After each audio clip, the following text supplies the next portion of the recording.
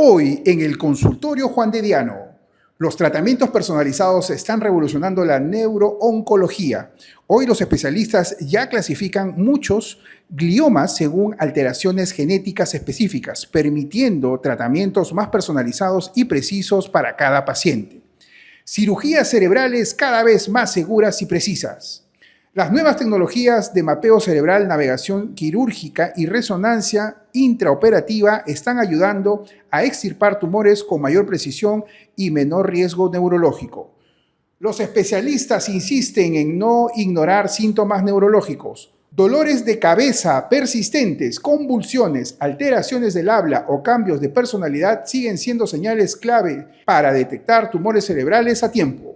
¿Qué tal amigos? ¿Cómo están? Y bienvenidos a una nueva edición del consultorio Juan de Diano. El día de hoy vamos a hablar acerca de neurocirugía, un tema importante dentro de todos los que nosotros estamos tocando en estos programas que llevamos al aire. Y para eso es importante decir que en el mes de la concientización de tumores cerebrales tenemos a una invitada muy especial. Nos acompaña la doctora Rocío Mamani, que es neurocirujana con alta especialidad en neurooncología y radioneurocirugía en México y, por supuesto, es una especialista de la Clínica San Juan de Dios Lima. ¿Qué tal, Rocío? ¿Cómo estás? Bienvenida a este espacio, o doctora Rocío, para para toda la comunidad juandediana que nos está viendo, bienvenida a este espacio. Muchas gracias por la invitación. Como bien ya lo mencionó, el mes de mayo es el mes de la concientización de los tumores cerebrales y en esta ocasión queremos hablar sobre uno de los tumores que es muy frecuente, que son los gliomas. Excelente, ese es justamente el tema que vamos a tocar, que es tumores cerebrales, gliomas. Y entonces vamos de por sí directo al grano. ¿Y qué es un glioma y cómo se diferencia de otros tumores cerebrales? Los gliomas son tumores que nacen de las células que dan soporte al cerebro. Son tumores primarios que nacen del propio cerebro. ¿Cómo se diferencia de otros tumores? Los gliomas son tumores difusos que se ven en la resonancia, como más adelante lo vamos a explicar. A diferencia de otros tumores, que son los meningiomas, que son también tumores frecuentes, que están más circunscritos. Entonces, los gliomas son tumores difusos, es una característica muy especial de ellos. Y justamente acá tenemos un cerebro que, digamos, usted lo utiliza para las consultas. Digamos, si es que algún paciente quiere específicamente que le explique, ¿no? Siempre es importante decir eso. ¿Y cuáles son los síntomas más frecuentes que podrían alertar sobre un tumor cerebral? Dentro de los síntomas más frecuentes tenemos la cefalea o el típico dolor de cabeza que muchos lo conocemos, pero no todos los dolores de cabeza pueden hacernos sospechar de un tumor. Aquellos dolores que no calman con un medicamento que uno pueda tomar, un analgésico, o que se asocia a otro síntoma neurológico de focalidad. Pero digamos, correcto, pero digamos, hay personas que pueden tener muchas manifestaciones, ¿no? Que puede ser de un dolor leve o, digamos, un dolor más intenso, pero aquello que nos dice o nos da un indicio que podría ser algo más serio, ¿qué podría ser, digamos, en estos casos? Como para que la persona ya preste más atención, ¿no? Que le dé un cuadro neurológico que sea asociado a una crisis epiléptica o a una disminución de fuerza en alguna parte de las extremidades o adormecimiento. Ya nos tendría que hacer sospechar de un cuadro neurológico. Correcto. Y específicamente para decir que es un glioma, ¿entran estas alertas o hay otras más que se deban de tener en cuenta? En general son síntomas generales neurológicos. No hay uno en específico que diga esto es un glioma. Correcto. No simplemente nos hace sospechar de que hay una lesión cerebral como un tumor.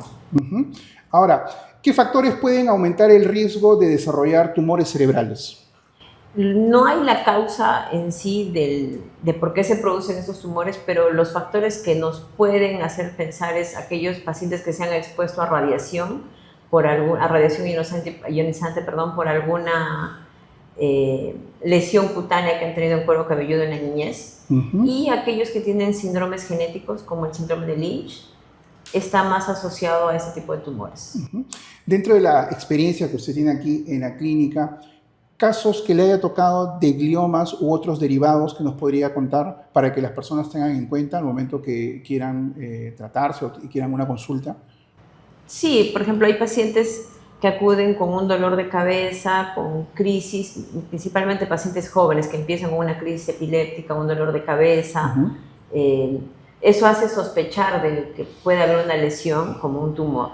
Y cuando son pacientes jóvenes pensamos en un glioma, ¿no?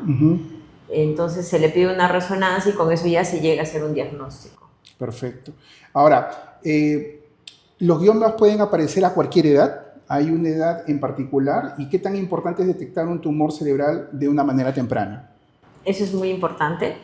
En la edad, dependiendo del tipo de glioma, pero en promedio va de 45 a 70 años que se puede presentar. Ahora hay algo que también hemos observado, que es que estos tumores se están presentando en personas más jóvenes. Hablo de 30 años, 25 años. ¿Y cuál es la importancia de que sea un diagnóstico temprano? Mientras más pequeña sea la lesión, es más fácil poder abordarlo y poder hacer un tratamiento quirúrgico completo, hacer una resección máxima. Entonces es muy importante hacer un diagnóstico temprano de estas lesiones. Correcto. Entonces, dentro de los exámenes que normalmente uno tiene a determinadas edades, ya pasando los 40, ¿usted sugiere que es recomendable o sea, considerar dentro de los exámenes que uno se haga un descarte? ¿Hay alguna campaña que siempre se realiza para que esto se dé en estas edades? ¿O es que cuando ya se presenta alguno de estos síntomas que puede ser más llamativo o digamos que nos haga pensar, recién ahí es donde tenemos que hacerlo? Sí, mire, los exámenes de resonancia o tomografía no se hacen como despistaje. Cuando hay un cuadro clínico sugerente, ahí es donde se solicita el estudio. Ok, perfecto. Ahora, ¿cuáles son los tipos de gliomas más comunes que existen? El glioma más frecuente es el glioblastoma, que según sus características es el tumor maligno más frecuente del cerebro. Y lamentablemente este es el más frecuente. Por ello la importancia de hacer un diagnóstico temprano para poder abordarlo de manera completa, ¿no? Perfecto. Ángeles, tenemos preguntas del público porque siempre a veces nos escriben, no sé si ahí puedes indicar. Sí, tenemos una pregunta. Excelente. Que nos dicen, ¿cómo es la recuperación después de una cirugía de tumor cerebral? Esa es una muy buena pregunta. Para explicar esta pregunta, primero quiero abordar respecto al tratamiento. El principal tratamiento con el que se inicia es la cirugía en la mayoría de estos tumores. Posteriormente, luego de la cirugía, dependiendo del paciente, el tipo de tumor, es que va a requerir un tratamiento complementario de radioterapia y quimioterapia. Entonces, después de la cirugía, la recuperación, si no hay ninguna complicación, es al tercer, cuarto día el paciente ya va a su domicilio a tener un descanso. Posteriormente hacemos el retiro de puntos de la herida operatoria, que eso se hace a las 2 semanas. Y después de eso el paciente al mes ya puede retomar con sus actividades y se evalúa si va a requerir un tratamiento complementario o no. Correcto. Ahora, hay una pregunta también que no sé si podríamos profundizar, pero o sea, ¿los gliomas también tienen que ver con algo genético? O sea, si mi papá tuvo un cuadro o digamos una situación en la que pasó por, digamos, que se le detectó, ¿no? ¿Yo también podría tener o es básicamente por lo que he explicado anteriormente? No es hereditario, es una muy buena pregunta, que muchos pacientes no las hacen. No es hereditario, pero sí está asociado a alteraciones genéticas. ¿Qué quiere decir? Que si en su familia hay el antecedente de alguien que tiene un tumor cerebral o algún tipo de cáncer, ya en los genes hay alguna alteración. Sí aumenta la incidencia de que usted pueda tener alguna lesión, a comparación de otra familia que no tiene ninguna alteración genética en su familia, ningún tipo de tumor. O sea, sí podría haber una predisposición a que yo lo desarrolle. Pero no se hereda. ¿Y sería 50-50? O sea, ¿de qué dependería de que se desarrolle? No hay un porcentaje claro, pero para desarrollar un tumor cerebral está el componente genético, está el factor ambiental. Eso es muy importante para que se desarrolle un tumor. Entonces, por eso se inculca mucho en esos pacientes los buenos hábitos. Cuando hablamos de buenos hábitos, alimentación sana. Exacto. Okay. O sea, la persona que come comida chatarra, comida con exceso de grasa, ¿podría desarrollarlo? O sea, siempre es comida saludable. Claro, comida saludable, actividad física, manejar el estrés. Ya. En este mundo estamos todos viviendo en estrés constante. Ok, o sea, los que estamos sometidos al estrés y no lo sabemos manejar, podemos ser candidatos. Para desarrollar cualquier tipo de lesión tumoral. Mira, qué buena pregunta y en este caso, qué respuesta tan acertada la que justamente nos brinda la doctora para que todos los amigos de la comunidad Juan de Diano lo tengamos en cuenta. Ángeles, ¿otra pregunta? Sí, tenemos otra. ¿Los gliomas pueden volver a aparecer después del tratamiento? Esa también es una muy buena pregunta. Estos tumores, los gliomas no son tumores benignos y dependiendo del grado se pueden llegar a comparar con un cáncer que es el grado 4, que es el glioblastoma, que es el tumor más maligno. Pero los grados 2 y 3, principalmente el grado 2, se puede manejar y el paciente puede tener una larga sobrevida sin que el tumor regrese, siempre y cuando se haya hecho el tratamiento adecuado de una cirugía con la mayor resección posible y dependiendo del caso, si recibe radioquimio, los pacientes pueden estar controlados por muchos años. Pero en el caso de un tumor grado 3, grado 4, el tumor regresa, dependiendo del grado. El grado 3, el tumor puede regresar en 3, 4 años, y en el grado 4, el tumor, con todo el tratamiento que tenemos, lamentablemente, en un año, año y medio, puede volver a aparecer. Y a pesar de que hayamos tenido el tratamiento y estemos con una alimentación saludable, o sea, puede volver a aparecer aún así. Sí, porque ya el grado 4 estamos hablando de un cáncer cerebral. Correcto. Muy bien, antes de continuar con otra pregunta que tenemos justamente en las redes o la que yo también le formule, quiero hablarles que tenemos una promoción muy especial durante todo el mes de mayo. Tenemos la campaña de mamografía a 60 soles. Así que a todas las mamás que ya han festejado su día, pero que todavía están dentro del mes de mamá, las invitamos a que nos visiten en la avenida Nicolás Arriola 3250 en el distrito de San Luis, o nos llamen al número que ven aquí en la pantalla y pregunten, consulten, agenden su cita y se atiendan en una de las mejores clínicas de Lima y del Perú, la clínica San Juan de Dios Lima, y aprovechen este paquete de mamografía que tenemos para ustedes. Muy bien, continuamos con la tercera pregunta, Ángeles. ¿Existen señales neurológicas tempranas que muchas veces se pasan por alto? Muy buena pregunta también. Lo que comentábamos, ¿no? Uno de los principales síntomas y más frecuentes es el dolor de cabeza, ¿no? Entonces, un dolor de cabeza que es muy constante, que no cede con los analgésicos y que va empeorando, nos puede hacer sospechar de una lesión tumoral. También aquellos pacientes jóvenes que están sanos y de pronto presentan una crisis epiléptica, también nos puede hacer pensar en eso. Correcto. Ahora, teniendo en cuenta de que tenemos toda esta información, podríamos decir de que los gliomas son cancerígenos o malignos. ¿Cómo es la clasificación que le damos? La clasificación va a depender del grado del tumor. Un grado 2 no es un tumor canceroso, pero tampoco es un tumor benigno, es un tumor intermedio. El grado 3 y 4 ya se consideran tumores de alto grado y el 4 en especial ya es un tumor canceroso. Correcto. Entonces es muy importante tener claro, y eso yo se lo recalco mucho a mis pacientes, porque el seguimiento, una vez que se hace el diagnóstico, es para toda la vida.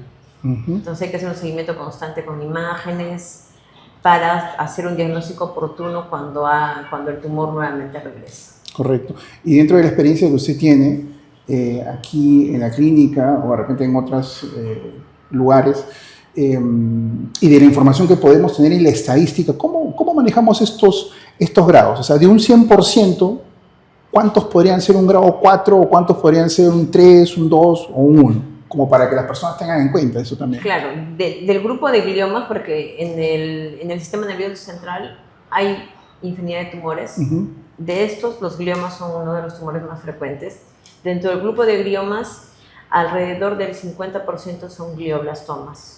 Son tumores grado 4 que se comparan con un cáncer cerebral.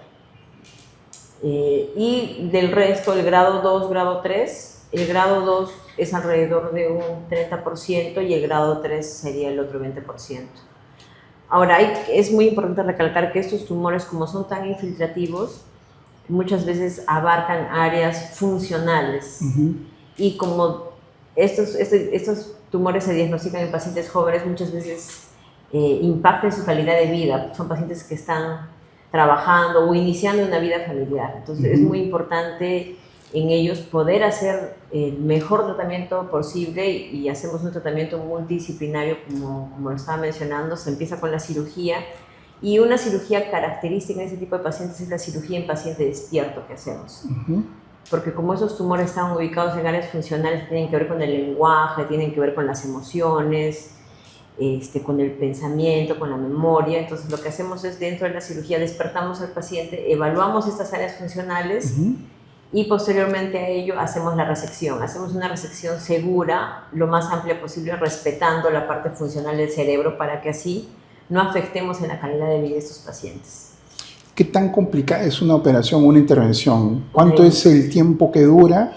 Y en este caso, ¿pueden haber complicaciones? Bueno, en realidad toda intervención quirúrgica siempre tiene complicaciones, pero ¿qué es lo más usual que a usted le ha tocado vivir dentro de la profesión?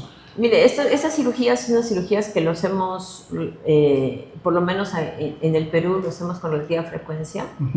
Sí tenemos experiencia en ello.